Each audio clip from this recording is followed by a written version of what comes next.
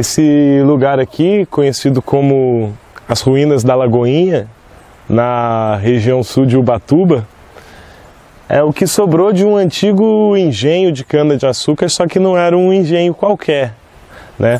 Esse engenho, ele, além de ter sido o primeiro engenho de cana-de-açúcar no Brasil a fabricar o açúcar branco, o açúcar cristal, ele também é um lugar interessante para a preservação da memória do Brasil, porque ele era também de propriedade de traficantes de escravos, que eram sócios aqui de outros investidores, políticos, militares da época, e servia para mascarar, para disfarçar, né, a introdução de escravos no Brasil, que já tinha se tornado ilegal a partir de 1831.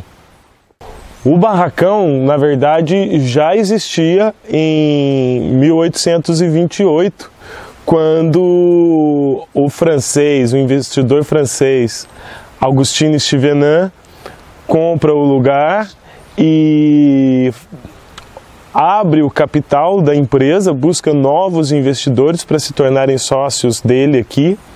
Então ele monta esse engenho como um engenho escola, né? Nessa grande fazenda que chamava-se Fazenda Brajaí Merinduba, da onde vem o nome do bairro Maranduba.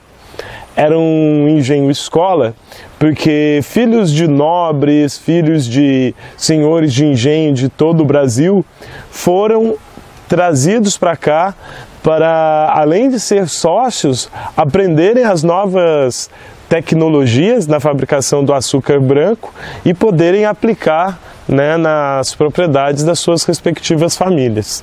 Anteriormente, o Brasil só produzia o açúcar mascavo. Esse açúcar mascavo, que é aquele açúcar marrom, ele não tinha o mesmo valor na época, né? E esse processo de embranquecimento do açúcar, só quem conhecia eram os franceses até então, e faziam isso nas suas colônias no Caribe. A gente sabe que Ubatuba foi um ponto muito importante de desembarque de africanos que haviam sido escravizados e trazidos para cá depois de 1831, quando sai a primeira lei proibindo a importação de escravos no Brasil. Ainda não era a abolição, mas já era a primeira proibição de tráfico, que determinava que qualquer escravo que chegasse à costa brasileira era considerado um homem livre e os responsáveis seriam processados pelo crime de pirataria. No entanto, por essa época, está começando no estado de São Paulo o ciclo do café. E então a demanda de mão de obra é muito grande. E essa proibição a primeira lei proibindo o tráfico de escravos ficou conhecida como a Lei para Inglês Ver, uma vez que era a Inglaterra quem exigia o fim do tráfico de escravos, e como uma exigência para reconhecer a independência do Brasil. Mas o tráfico continuou acontecendo, o tráfico agora de maneira ilegal, e isso só era possível por causa de algumas estratégias que os traficantes de escravo adotavam, e também porque havia a conivência de autoridades, tanto de autoridades locais, quanto de autoridades paulistas, como o Gavião Peixoto, e autoridades do Império, que chegavam a ser sócios aqui dos traficantes de escravo.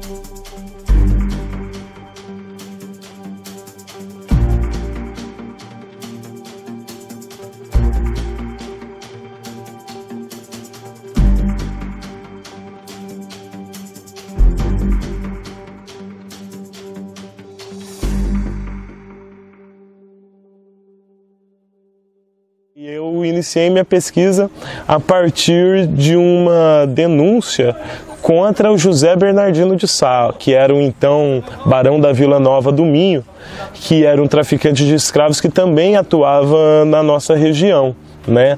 Essa denúncia mostra que a fazenda da Tabatinga, que era de propriedade do José Bernardino de Sá, era um dos lugares de desembarque.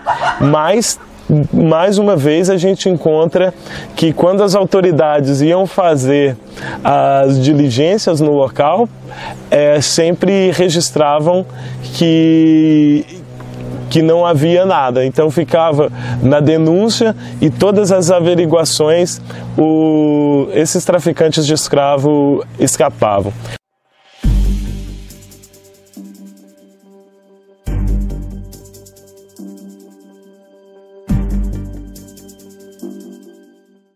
Uma prática que é denunciada, por exemplo, pelo Martins Pena, na obra do Martins Pena, que depois do tráfico oficialmente ser proibido, o tráfico continuava acontecendo e quando morria algum escravo, eles faziam o quê? Dizia que era aquele outro, que não registrava a morte daquele escravo, comprava outro e assim se disfarçava essa prática. As populações quilombola daqui da região, né, alguns caiçaras também, têm conhecimento de trilhas e registros de que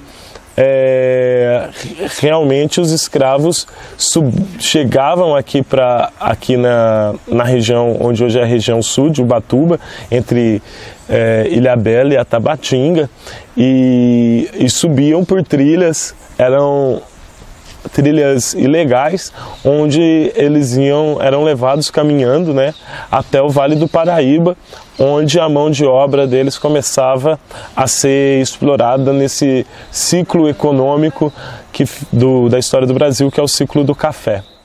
Esse engenho, bem como a fábrica de vidro do João Alves da Silva Porto, fazia toda parte dessa, além de produzirem, ela também fazia parte desse esquema do crime organizado, da introdução de escravos africanos no Brasil, e muita gente não sabe o que esse lugar é.